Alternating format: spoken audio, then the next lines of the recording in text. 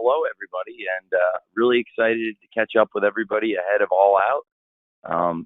Thanks for coming to this, and we could get started whenever you're ready, Jim. Hey, well, that's wonderful. So let's get going. I'm gonna call on Chris Mueller. He's gonna kick us off here from Bleacher Report. So Chris, be ready here. And after Chris, I'm gonna go to Brandon Thurston from WrestleNomics. So Chris, you're leading us off. Hey, Doc. All right, thanks. Hey, Tony, thanks for taking the time. So we just saw quite a bit get added to the card here over the last week or two. And I was just kind of wondering if you could expand on why you maybe waited as long as you did to make some of those announcements so close to the event. Sure. A lot of it was due to people coming back from injury and not being able to control that. So CM Punk, we didn't feel good about CM Punk coming out and doing anything physical till he and his doctors were ready for that. And August 10th, Quake by the Lake, he came back like a bat out of hell. And now there's questions going into Punk Mox 2. Did CM Punk come back too soon? But he definitely came back and got in the ring as quickly as he physically possibly could have. And it has put us in a really interesting situation leading into the pay-per-view and given us a lot to talk about going into this match. So I think that's a very exciting situation. I was really excited about the Bryan Danielson, American Dragon versus Lionheart Chris Jericho match. It was not really possible to get it going the way I wanted to until around July 27th. I think it was the July 27th was the Wednesday, I believe. And we were in Massachusetts for the Ring of Honor pay-per-view. And I had gotten the clearance that Danielson would be coming back finally at the end of July. He had been gone for about 2 months. And I made a lot of fundamental changes to the middle parts of this story. But we were able to do a lot of great things to make everything work out really positively. We had a great Anarchy in the Arena match. It's one of the best matches in AEW history. It is considered a 5-star match by a lot of people, and it's one of my favorite things we've ever done. But the fallout and the really negative part of the match was an injury to Bryan Danielson that put him out of action for about 2 months. And in that time, you're losing one of the greatest wrestling stars in the history of the sport. And that's coming at a time when the world champion CM Punk, another one of the biggest stars in wrestling, was out. So I brought in Claudio Castagnoli to help with the Blackpool Combat Club. And also it was great timing. I had really planned for Claudio to potentially be coming in around the Ring of Honor pay-per-view anyway, but he came in a bit earlier, worked the Forbidden Door, and then worked the Blood and Guts match. And by filling in for Bryan in the Forbidden Door against Zack Sabre and in the Blood and Guts match against Jericho Appreciation Society, it got Claudio into AEW in an exciting way, really differently and sooner than I had originally planned. And with Bryan Danielson versus Daniel Garcia, I picked things up following Death Before Dishonor with Danielson's comeback match versus Garcia. And of course, Garcia getting a shocking upset win that led to a rematch with Garcia, which was something I built up for the promotion of the HBO House of the Dragon event. And I really wanted to make sure for our awesome media partner, Warner Brothers Discovery, when they asked me to come up with something good to promote House of the Dragon, I felt like I had something really strong with the Danielson versus Garcia 2 out of 3 falls match with Ricky the Dragon Steamboat at ringside, and all of this to further the storylines of what's happening between Danielson and Garcia, what's happening between Jericho and Garcia, and 2 of the all-time great wrestlers going one-on-one now, Danielson versus Jericho. And things came full circle this summer. I think Jericho being in the best condition he's been in, Jericho and Mox have really stepped up for the company in a major way when so many of the top stars were down. And it was very fitting that they had that world title match. Again, a lot of people thought that was a 5-star match, and it's another one of my favorite TV matches. And Moxley versus Jericho got us going in a big way at the Quake by the Lake. And then, of course, CM Punk came back after that. And then we saw the Lionheart. I think Chris looks as good as ever. I really do. And certainly as good as he's ever been in AEW. And he's turned back the clock in many ways. And it's amazing to see a side-by-side of Lionheart 26 years apart. certainly would have been great to get some of these matches maybe out a little sooner, but I think we hit the beats of the stories perfectly given the availability of the biggest stars. So that's two of the matches on the card. And there's a domino effect with a lot of those things, a lot of reasons why things were announced when they were announced. But certainly for the trios tournament, for example, we still don't know because of the nature of the tournament. And some of that was based on the availability of the bracketing. Also, Kenny Omega was returning from injury about as quickly as he possibly could have. And I had to work around the availability of Will Ospreay. So those are just some of the factors in it, Doc. But it very complicated. And Forbidden Door and All Out both were affected by the injury bug. But honestly, I felt like I had a little bit more time to tie things together for All Out and get us in a really good place, because ahead of Forbidden Door, there were only 4 weeks between Double or Nothing and Forbidden Door, and two of the biggest stars on the Forbidden Door card, Punk and Danielson, were out. So it was really working to save that show. And then I had a bit more time to put this stuff together where, at least coming out of Death Before Dishonor at the end of July, I had a pretty good idea when people would be back. And then really, I thought the month of August was really strong.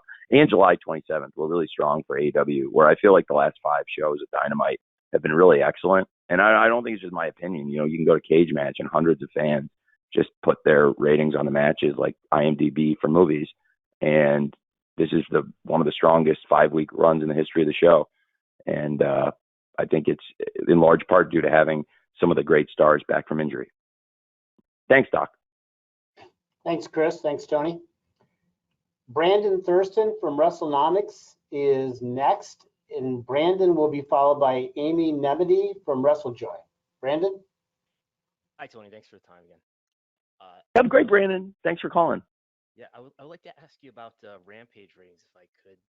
The monthly averages for Rampage have been gradually a little bit lower sequentially in most months.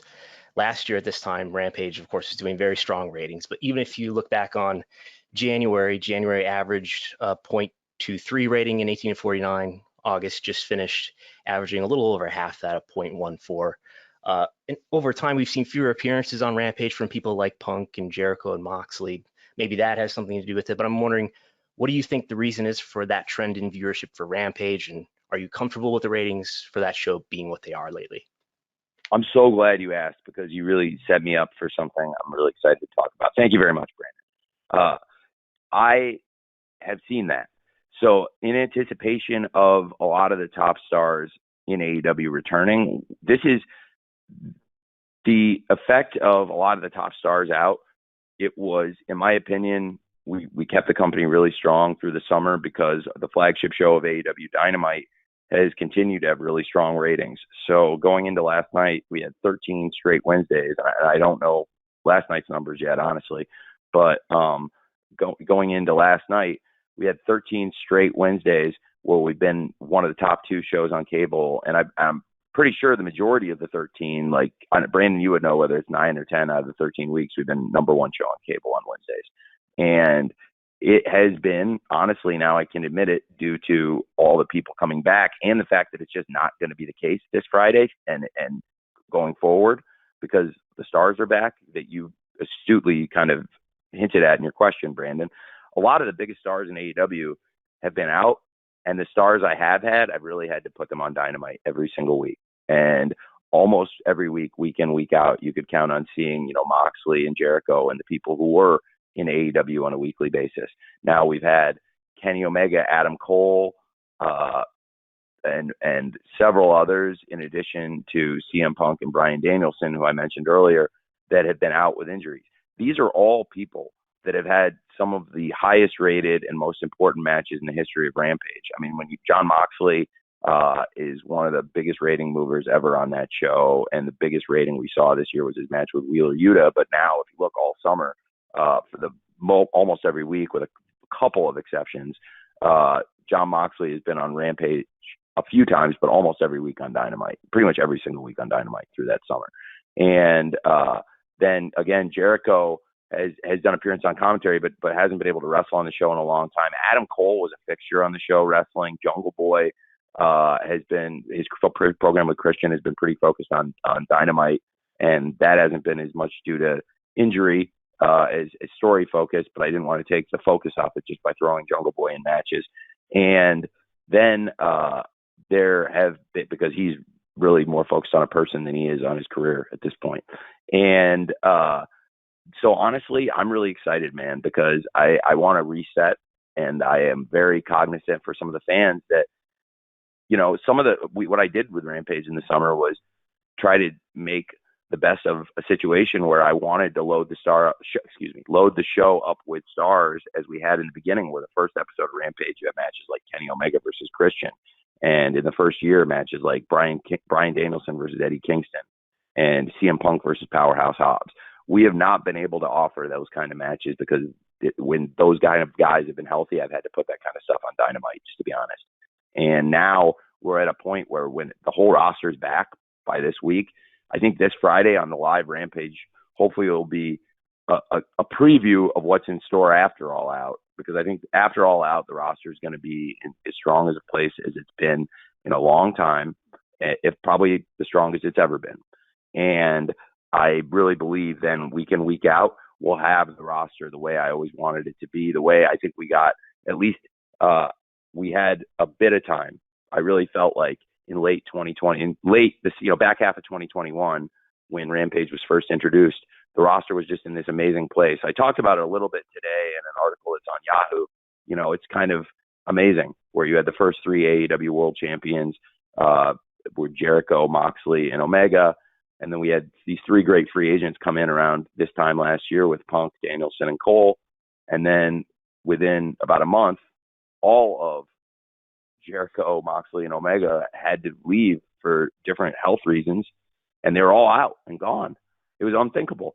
And all of a sudden, every week I would say quietly backstage, like, oh my God, thank God I brought these three guys in, because if we hadn't brought in Punk, Danielson, and Cole, I mean, the three programs that really got us through the end of the year and carried across the TV were Punk versus MJF, Danielson versus Hangman Page, and Orange Cassidy versus Adam Cole. And variations on really week in, week out, those drew. And it was so great to have those three guys in. Then Moxley and Jericho come back better than ever, and we lost all three of Punk, Danielson, and Cole. And now, it's coming back together in the roster. I really feel like Brandon will be helped. And Rampage, I just want everyone to know, now that the roster is back, I can put my full attention into this. I know I said it in April, by the way, and a lot of things happened after April with the injury bug.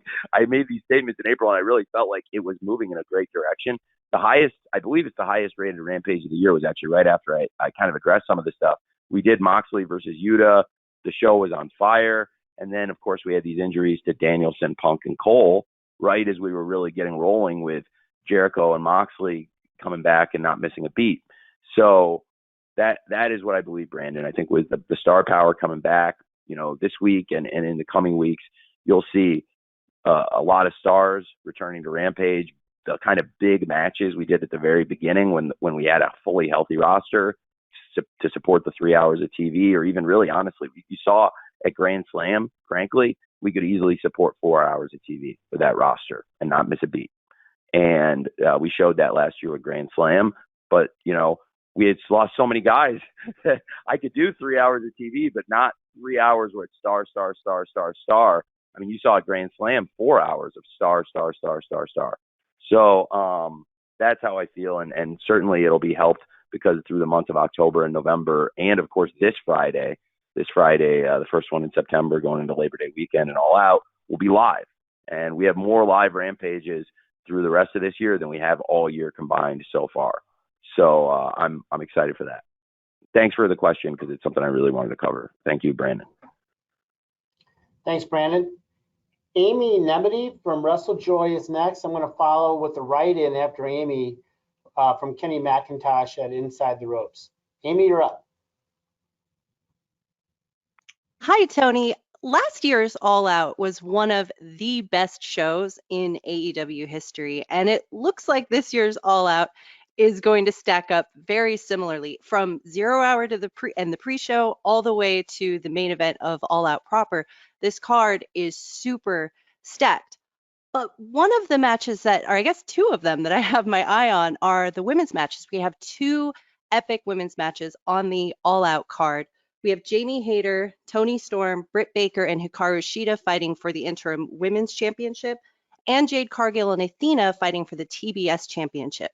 Both of these matches have a lot of history between the opponents and a lot of rich storytelling within the women's division. What was it like putting these matches together, and do you have any expectations that there might be some surprise match stealers within these women's matches? Well, it's a great question. I'm very excited for both matches. Really excited to have Athena in AEW. She's been tremendous. It's great to have someone of her experience, and I think it's going to be a great matchup of styles with Athena versus Jade. It is certainly with Jade's size. In some ways, you consider Athena the underdog, but with Athena's experience, I think that gives her a big advantage. So we'll hear these two women and what they have to say tomorrow night on Rampage. They're going to sit down with Mark Henry and get a preview of the fight, and we'll have a little bit more of an idea what to expect from Jade Cargill versus Athena for the TBS title. So I'm really excited for that and excited to hear what they have to say with Mark on Rampage tomorrow night. And as for the four-way, I really enjoyed the tag team match between the four participants in that interim world championship match. It was really a light bulb thing, just like I felt really strong about setting up an eliminator and going into Forbidden Door with a great main event of Moxley versus Tanahashi, even though it was not what we had originally planned. I think it's worked out great. And obviously John now is a great world champion for AEW, and we have a great rematch coming up with Jon Moxley versus CM Punk. Well, the interim title situation here, when Thunder Rosa made it clear she was injured, I, felt the same way I did when CM Punk got hurt. We have a great champion who's injured. We need to protect the champion and protect the championship and make sure the fans are getting great championship matches and keep the title situation hot. So I thought the right thing to do, and what we did was have Thunder Rosa take some time, have her injuries heal, and crown an interim women's world champion. I think it's going to be a great match, and it took me not long to come up with who I thought the four best wrestlers for this match would be, because I think that it's just so clear.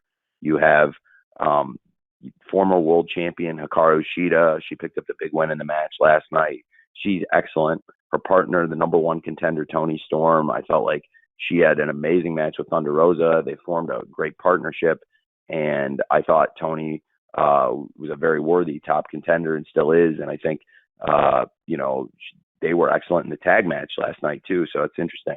And also really good to have former world champion Dr. Britt Baker here in the mix here. She's got a lot of history with both Hikaru Shida and Toni Storm.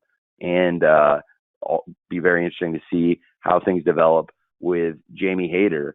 It's going to be every woman for herself, and all of them fighting for the interim world championship. So that'll be something to keep an eye on, of course, with the close friendship and relationship between Dr. Britt Baker and Jamie Hayter, both in that match fighting for the title.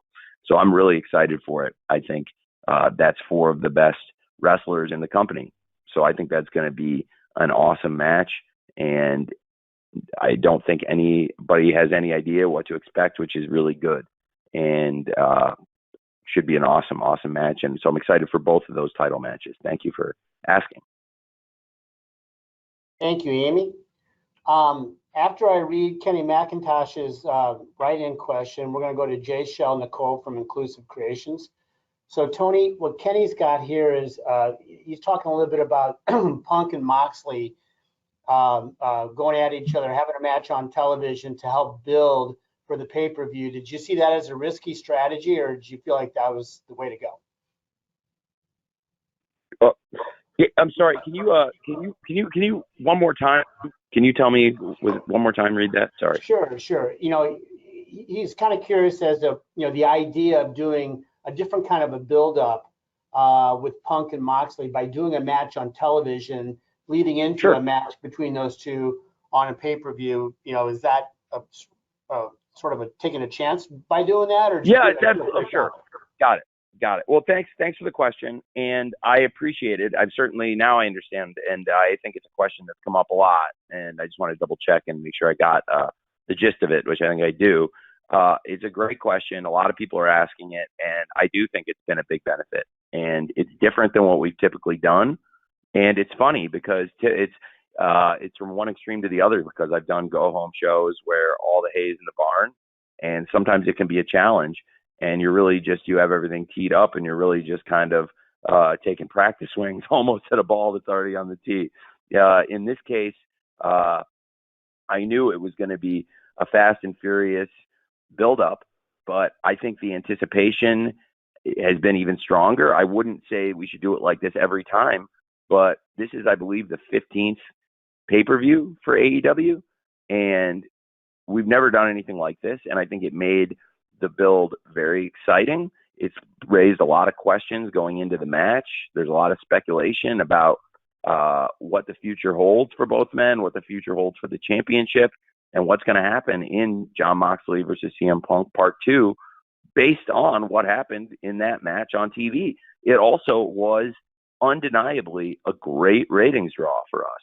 We had a tremendous audience last week, and I think most of the people, or a large percentage of the people on the call, at least hopefully, would have seen the press release that Warner Brothers Discovery put out in support of the tremendous ratings we pulled last week, which was, again, we were the number one show on cable and had a big lift week over week.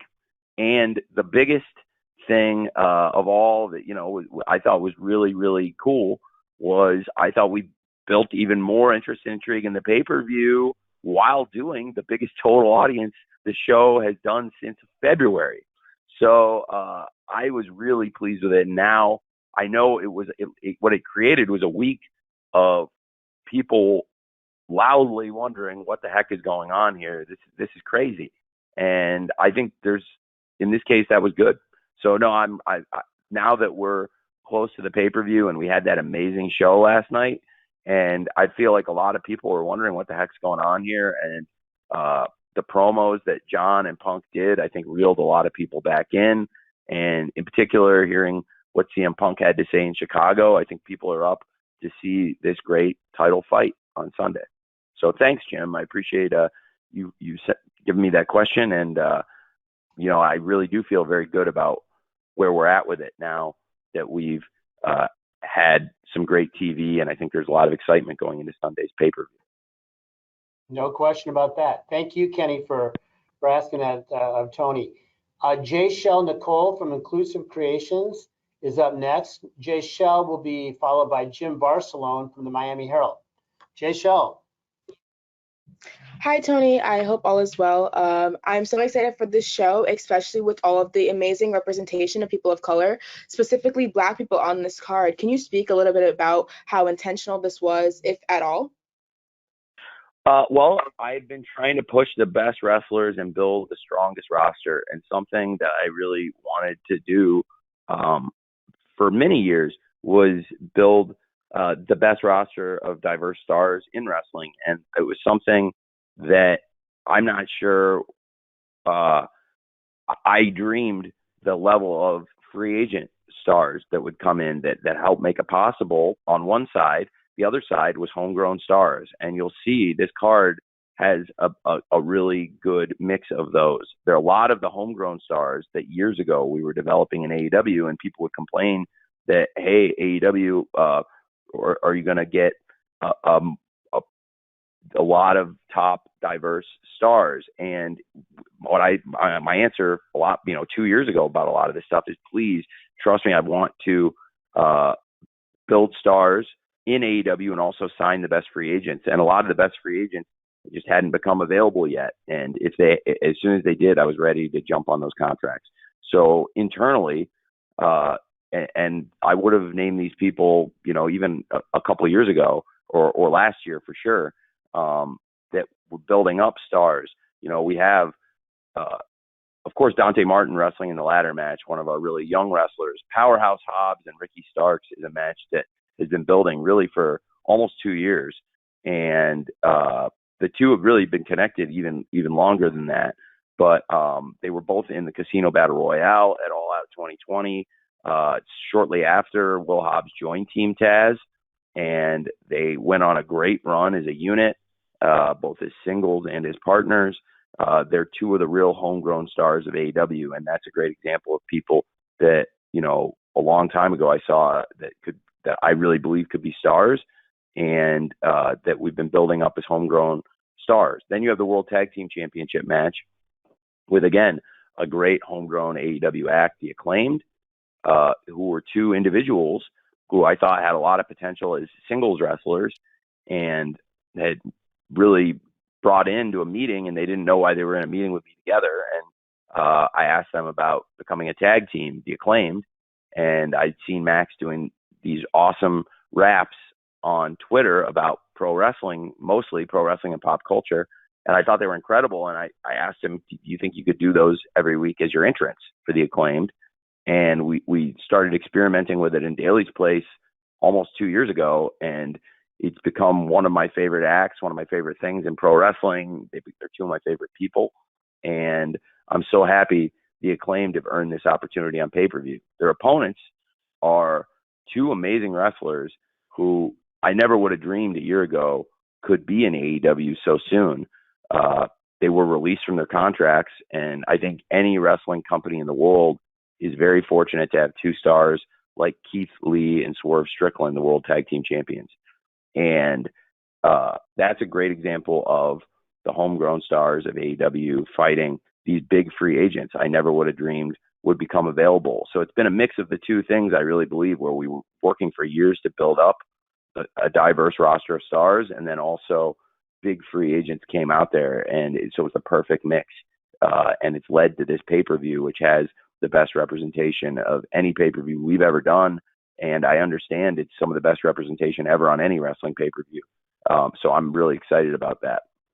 And also another great example of the homegrown star versus the big free agent, Jade Cargill versus Athena for the TBS title. Just like I was talking about with the World Tag Team Championship, it's another great tag team championship match where you have the homegrown star of AEW. This time the homegrown star is the champion, not the challenger, and taking on a big free agent who's been on international TV and is known to many people even outside of AEW, and comes in with a great reputation. So I think these matches across the card, I'm really excited about. Also, Jay Lethal is in that match, and you have 6 of the best wrestlers in the world. I think Wardlow is constantly growing and improving, and a great way for Wardlow to keep getting better as a great TNT champion for us is putting him in there with the very best. And Wardlow is going to be surrounded with 5 of the greatest veteran pro wrestlers on the planet, with Dax, Cash, FTR, the Ring of Honor World Tag Team Champions, the New Japan, IWGP, World Heavyweight Tag Team Champions, and the AAA Lucha Libre Tag Team Champions. And, you know, of course, Jay Lethal and the Motor City Machine Guns, who we're really excited to have in AEW. So all those matches and all those wrestlers, really excited about that. And Jay Lethal, a great veteran, and another great example of somebody that, a couple years ago I wouldn't have expected to be in AEW, but another great veteran presence with a great reputation as a wrestler. And so all of that coming together, I think, has made this card much stronger and gotten me very excited for it. And so I think with a great mix, to your question of, something we've worked for years to build stars in AEW and also to sign the best free agents. And this card is a great mix of those plans. Thank you, Jay Shell. Jim Barcelone from the Miami Herald, you are up next. Jim will be followed by Justin Schlegel from 98 Rock in Baltimore. James. Hey, thank you, Tony, Jim, and everybody. I was curious, because talking a lot about the injuries, and when you're putting now the storylines together, and maybe you have in the past, I don't know, but do you have a plan B now moving forward when you're putting these together, or no, you just go with it and then just see what happens? I think in the back of your mind, similar in sports where you have roster depth, in a way, when you build that roster depth, that is your backup plan. But it's not always that simple. A great, Forbidden Door was more of very quick. I need to take this plug out and switch it with this one and move, rewiring things. Whereas building to All Out, I was still able to get to the big matches I really wanted that I thought would be the amazing headline matches for this show. But we had to find a different way to get there. So with Punk and Mox, we found, I think, a really exciting way that got a ton of buzz, that these are two of the greatest talkers in wrestling, and they still talk their talk. Week 1 and week 3, I guess if you want to call week 0 the Quake by the Lake with the surprise Punk return, then for the following 3 weeks, I mean, week 3 and week 1, they did some great talking. Week 2, the action happened in the ring. I do think with the time we had, this was the most exciting way we could have presented it. And I do think people would have been really amped for the match had they just talked for 3 weeks instead of doing the match in the middle. But now there's way more buzz about the match. And nobody knows what's going to happen coming out of that. And I think that's awesome. And also it really helped the TV and the pay-per-view. So it was a unique way to approach it. But I was able to still hit on stuff for this pay-per-view that I wanted to get to. I mean, it's hard to beat Jon Moxley versus CM Punk for the AEW World Championship and American Dragon Bryan Danielson versus Lionheart Chris Jericho. So we got to where I wanted to get for this pay-per-view. For Forbidden Door, we just weren't going to be able to do the matches because Punk and Danielson weren't going to be on the show. It wasn't like I was going to be able to rush to get to their matches. I had to completely change the build. And so that was a little bit of a different situation where it's not like, hey, we'll switch plans, consolidate some things, do some different ways to jumpstart things in the middle. That was more like, instead of tearing the card up like I did at Forbidden Door and build the best card I could with what was available. And if you only knew some of the stories that people don't know leading up to it, I mean, it's a wild one. The way Forbidden Door came off, I'm really proud of everyone involved. It was one of the best days we've had. And, we were able to do the things I wanted to do. We just had to do them differently. Whereas for Forbidden Door, I basically rewired the whole card and said, okay, well, because I think I've admitted this before, but there were some big matches we didn't get to do. It was going to be Punk and FTR against Ospreay and Aussie Open. And that's a dream match, I really believe. And then I also had a great idea for a Punk and Tanahashi tag match going in. I almost don't want to say what it is in case I ever do it later. And that would have been, I think, one of the most anticipated matches of the year if you knew who they were going to wrestle. And it all worked out really well and was a great pay-per-view, but it just was kind of a flash decision that Moxley versus Tanahashi was something we've been saving. So it was good to have a backup plan like that, even though I wasn't conscious I'd be using it on the show. And then moving Mox and Tanahashi stuff into what was already happening with Moxley and Jericho and everything around the blood and guts that we were building to around the same time as Forbidden Door. So anyway, you do try to have depth, and that can lead you to backup plans. And then it's a question, do you change your plans entirely, or do you just find a different way to get from point A to point C by taking a different route through point B? Thanks for asking. By the way, it's a good question about how things get done. Thank you, Jim. All right, as promised, I've got a question here, Tony, Justin Schlegel will be next from 98 Rock Baltimore. And then we have a write-in from Joey Williamson from Hollywood's World of Sports. So Justin, you're up. Tony, another great all-out card looks like it's upon us. And the Forbidden Door philosophy is all over this, with Motor City Machine Guns coming in from Impact, a legendary team. Tomohiro Ishii being added to the pre-show with Eddie Kingston from New Japan. It looks to be another incredible card. And with some of the recent corporate changes over on the other channel other night with WWE, do you possibly think it's more likely, less likely, or the same for a Forbidden Door situation with them down the line, now that it seems like their executive hierarchy is a lot different than it's been, well, since forever? Do you possibly envision maybe working with them with the changes over there the way you work with Impact, New Japan, AAA, and others now?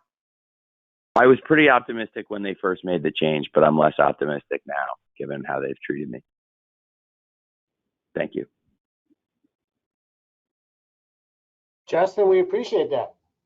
Okay, as promised, now this time I've got the write-in from Joey Williamson from Hollywood's World of Sports.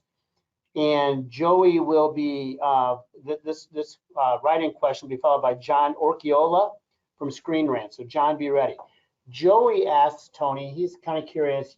He knows that you have said in previous interviews that you would not do any unification bouts between AEW and Ring of Honor champions. And Claudio, but if Claudio wins the casino ladder match on Sunday, would you reconsider having both championships on the line? Well, it's a great question. If Claudio wins, he's under no obligation to put his championship on the line. And if Yuta wins, it would not be necessarily a pure rules match. So in that case, I would not probably sanction a unification match unless it was under pure rules.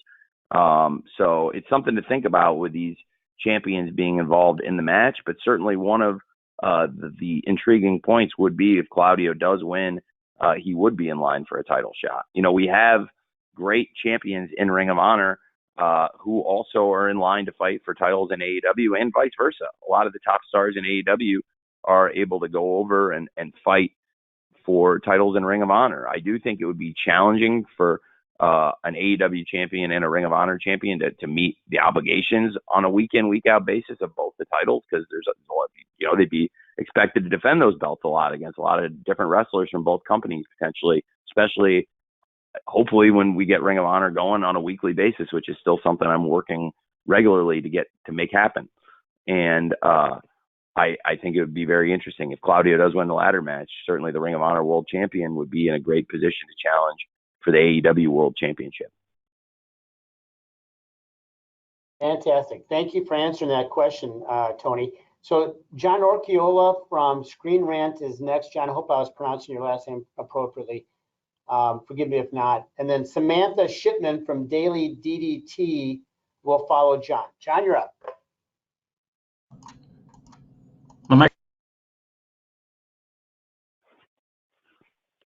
Hello. Hi, Tony. Hey, great to speak to you. Hey, John. So I wanted to follow up. Oh, thank you. I wanted to follow up the question about the women's division and Thunder Rosa's injury, which threw a wrench in the plans at All Out. So as you said, 4 of the best wrestlers in AEW are wrestling for the interim title on Sunday. Are you looking at All Out as an opportunity to shake up and refresh the women's title and the women's division as a whole? Honestly, yes, I am. I think it will be great to have 4 of the best wrestlers in that match. And I think it's a very fresh matchup. And I do think it's going to be a really exciting match on the card. And I'm trying to look at it as a positive. And whenever you have a great wrestler injured, it's a very negative situation, but you have to make the best of bad situations. Just as it was very difficult to lose a lot of the top wrestlers, top stars, and even a great world champion like CM Punk, no matter who it is, you have to try to move on and make the best of a situation. So I am looking forward to hopefully having a great 4-way match. And then, you know, whenever Thunder Rosa, the champion, does return, it sets up a great unification match with the champion versus the interim champion to crown an undisputed women's world champion. So I do think it'll be an exciting match. And even though it's terrible to lose Thunder Rosa, who's a great wrestler, it is great to have these 3 awesome contenders coming into the match. We already had the number 1 contender, Toni Storm, and I have so much respect for Jamie Hayter, who had a great match with Thunder Rosa at Battle of the Belts, and I think deserves another chance at the title, and the number 1 contender, Toni Storm, and of course, you know, who's in line for the shot, but also former champion Hikaru Shida, and of course, Dr. Britt Baker. Should be a great match. Thank you, Tony. Thank you, John. Samantha Shipman from the Daily DDT is next. I'm going to follow Samantha with a write-in from Conrad Cushman from Everything Pro Wrestling. Samantha. Hi, Tony. Thank you for the time today. Sticking with the conversation around Thunder Rosa and the match that was put together for Sunday, there's been a lot of criticism for the fact that Thunder Rosa was given time to talk about her injury in a video that fits on Twitter, while CM Punk got 8 minutes to talk about his injury. CM Punk, or the AEW interim world title, was given a full tournament, including Tanahashi and Hiroki Goto. And then the women kind of had a match that it feels more or less thrown together. And so what do you say to the criticism of that, and why wasn't Thunder Rosa given more time to make it feel like her championship is just as important as the world championship. Well, I strongly disagree with that. And I very strongly disagree with that. I give the TV time based on what I believe is going to draw the most ratings. And if you want my honest opinion on an 8-minute Thunder Rosa promo versus an 8-minute CM Punk promo, then you're going to get an honest answer. And I think the 8-minute CM Punk promo is probably going to do a better rating. Now, as far as match length, I think Thunder Rosa's had some great matches as champion. And to come out and do a live 8-minute promo, I'm not sure that would have been good for the television show, to be honest with you. And especially given where we were at, that Thunder Rosa, I found out she was injured a few hours before a live television show. I don't really have time to put an 8-minute promo in when I had just a couple hours notice versus CM Punk. I knew days earlier that he was pretty badly hurt. And we had already made a plan 2 days earlier for that. Furthermore, a lot of people criticized the way John got to his match with Tanahashi. So I guess you can't please everybody no matter what you do. And I've actually seen more people excited about the 4-way match with Shida versus Britt Baker versus Jamie Hayter versus Toni Storm than they were for the original match. And I think the 4-way is one of the more anticipated matches on the card. And I've seen people way more excited about that, honestly, than in some cases, the way we got through the Casino Battle Royal match. I think Kyle O'Reilly is one of the best wrestlers in the world. But some people complained when I had Kyle get that opportunity. To be honest, John versus Kyle was one of my personal favorite TV matches. I have watched that match so many times. I loved all the details of it. I will literally now tell you about them. I will tell I can offline. I went online and talked about stuff in that match that was tremendous. So I thought it was great, but whether it was the grip out of the pile driver, that John used the Gotch pile driver, and then Kyle managed to reverse it into a triangle choke that he passed into a leg submission. So when John went back to work on Kyle after he escaped the submission, he didn't use a Gotch pile driver. He used a conventional one so he wouldn't get caught in another triangle. The little details of storytelling, I thought it was a great match, but a lot of people didn't think it was the right way to get to the interim, but I think it was tremendous. And now we've gone through a great summer with a great interim champion. So there were people criticizing that too. I've seen probably less people, although there may be some, criticizing how we got to this. But you can't you can't necessarily please everybody. But I do think in this case it's really been very positive, given the situation we're in, where you find out the champion is out a couple weeks before the pay-per-view, and you have to scramble. So I actually had less time in the case of this to get the situation resolved than I did with John, where there were a few weeks before Forbidden Door to build it up. And like I said, there was more time before the TV show to prepare the promo. I think if you want my honest opinion, and look, that's just a fact, okay? As far as what's going to draw a rating with somebody talking for 8 minutes. And then the build of the matches, I'm super excited for Dr. Britt Baker versus Hikaru Shida versus Jamie Hayter versus Toni Storm. And I think a lot of people are probably more excited for that than they were for how we got to the first interim title. So, but you're definitely entitled to your opinion. Thank you. Thank you, Samantha. Here's the write-in from Conrad Cushman, and we're going to follow Conrad with Sean Ross Sapp from Fightful. But here's first a question, Tony, from Conrad at Everything Pro Wrestling. What went into bringing back the show name 0 Hour for the All Out pre-show versus using the name of the buy-in? Well, it's a great question. The original pay-per-view that the Young Bucks and Cody and a lot of great independent wrestlers put together at All In before I was involved, when they worked at Ring of Honor, was led up to the pay-per-view with the 0 Hour. And I thought the 0 Hour was really cool. And I actually brought it back when I took over Ring of Honor, because it was associated with Ring of Honor and All In. And it's a cool piece of IP we acquired, I thought. And in coming back to this building, I just think knowing the history of All Out, the history of All In, and it just felt really cool. And especially this, we've had great matches on the buy-in in the past, but this feels stronger. Like with where the roster's at and the kind of matches we can do in this hour, I wanted to present something new, something fresh. And being back in this building, I wanted to get the energy of the 0 hour back. I think the buy-in is great for Double or Nothing, and I think I might keep the buy-in as the pre-show for Double or Nothing. But in this case, I don't even see 0 hour as a pre-show. It's his own event, and it's the first AEW event ever streamed on Instagram, which I think is really cool. And as always, it's available on AEW Twitter, Facebook, and YouTube. And then we have also, just an awesome lineup of matches. I think with Pac defending the All Atlantic Championship against Kip Sabian, Hook versus Cool Hand Ange.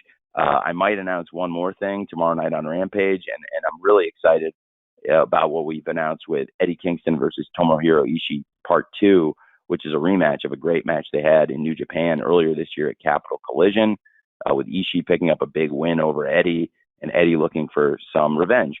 So I am fired up for this pay-per-view, and also fired up for the 0 hour. And I just think it's a great way to kick the show off and get people excited, and hopefully give people around the world a great free wrestling show. In addition to all the paid streaming wrestling that's on this weekend, I think anybody in the world should be able, if they have an internet connection, to watch 0 hour and get 1 hour of great free pro wrestling, even if you don't have the money to afford buying a pay-per-view. And I know there's going to be a lot of fans. I expect, 6 figures worth of homes buying this pay-per-view, and, millions of dollars of pay-per-view revenue. But you want to think of every fan. And that's why I think it's really cool to be able to offer at least a great hour of standalone pro wrestling to everybody.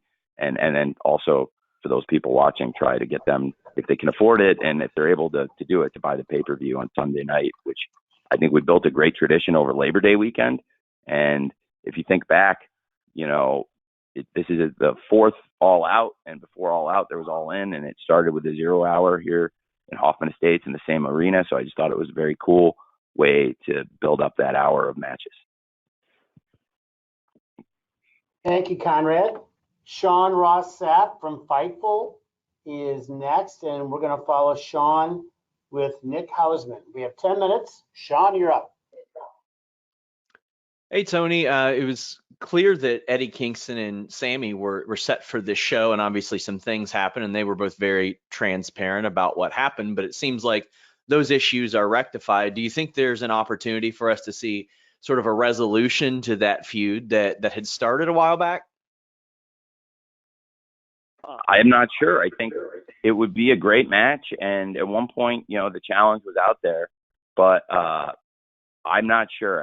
It's something to see. Obviously, the two guys have not gotten along, and sometimes that lends itself very well to a pro wrestling match, to see people settle their differences in the ring. I think that's what we all like to see. So I would certainly be up for it if it's something where they both wanted to sign the contract and get in the ring with each other. But it takes, in this case, 3 to tango, and I'm there, but I'm only one of the 3. Thank you, Sean. Thank you, Tony. Nick Hausman from Wrestling Inc. is next, and Nick will be followed by Bill Pritchard from WrestleZone. Nick? Hello, Tony. Thanks so much for taking the time today. Hey, thank you. Thank you for taking the time to talk to me. My pleasure.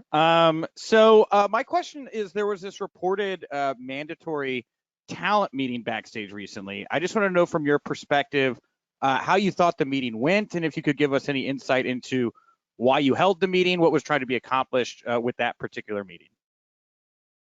It's a great question. There was a meeting, and we went over a lot of different things. There were dozens of points that came up. I think it was just a lot of housekeeping, honestly, and we hadn't sat down together. And we used to do this on a pretty regular basis in Daly's place, and it's not something we had done in a while. And, a variety of things had come up, and it's stuff that I think was good to stay behind closed doors. Some of it did stay behind closed doors, amazingly, but a lot of it came out, and some of the things I saw reported from the meeting were pretty accurate. Some of the things were wildly inaccurate. So it definitely it across the spectrum of reports, I saw some stuff that I was like, wow, that's like being a fly on the wall. Then I saw other stuff and I said, okay, that never happened. So, but that's pretty much a day in wrestling journalism, to be honest with you. Not just that particular meeting. I thought it was good for us all to get together and talk about a number of things. There was one issue that had come up that people have seen stuff written about, and I don't really want to get into it. If somebody asked me, I guess I would get into it a little bit more, but there were some issues that talent had come to us about and said, I think you should probably know about this. And based on the talent coming to us and telling us that, and giving us their feedback and telling us stuff that had happened with them, to them, both in the company and things happening outside the company from other companies even. And based on what the talent was saying to us, we thought it was good to have a meeting with everybody. And I thought the meeting went really well. Certainly this week was really positive week of television, and I think really good energy going into the pay-per-view. And everybody felt really strong about last night's show, and it was a good time at the arena. And so I think it was a really positive meeting. Thank you, Nick. Thank you, Tony. We're going to go with Bill Pritchard from WrestleZone, and I'm going to end the show with a write-in from Izzy Slavani. So I'm going to end with a write-in, unusual, but we're running out of time here. But Bill Pritchard from WrestleZone, you're next. Hey, Tony, can you hear me? Yep. All right, cool. Thanks for taking the time. In looking at the All Out card, I know you said that, there's a lot of matches already confirmed. You might announce some more stuff, but I was curious how much of a decision or how important was it to ensure maybe Ring of Honor was represented on the show? I know Claudio and Yuta are in the casino match, but as of right now, unless you could speak otherwise, there's no confirmed Ring of Honor events coming up. So was that a decision, or was that on your mind when building out this card, that you still want to make sure that Ring of Honor has a pay-per-view presence?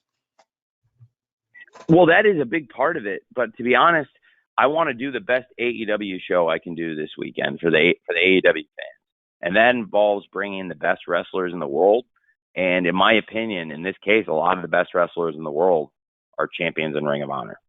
And Mercedes Martinez, the women's world champion of Ring of Honor, is actually out with an injury, but will be back soon. But a lot of the other Ring of Honor world champions are represented on this card. And in particular, FTR, I think, are a credit to any wrestling event they're on, including this pay-per-view. I think that's going to be a great match with 6 great stars, 6 very different great wrestlers in one awesome trios match with some great champions on that team, with TNT champ Wardlow and FTR, who are the Ring of Honor World Tag Champs. And of course, you mentioned Claudio, and we have Wheeler Yuta in that great casino ladder match. And I think if you're going to put a great field of wrestlers together and fighting for the top prize in AEW, you're going to want to bring in the best wrestlers. And in this case, I do think Claudio and Yuta are 2 of the best, and they are also champions in Ring of Honor, in addition to being great members of the Blackpool Combat Club here in AEW. Thanks, man. Thanks, Bill. Thank you, Tony. And as promised, we're going to finish here with a write-in from Izzy from the Hot Tag with Izzy. She wrote in, Tony, recently on Busted Open, you said that you left a lot of storylines open going into All Out. However, last night we saw some storylines sort of bridge the gap between now and Sunday, like Jon Moxley versus CM Punk. So would you say that there is a storyline that's still open going into Sunday that fans really should be keeping an eye on, maybe tomorrow night?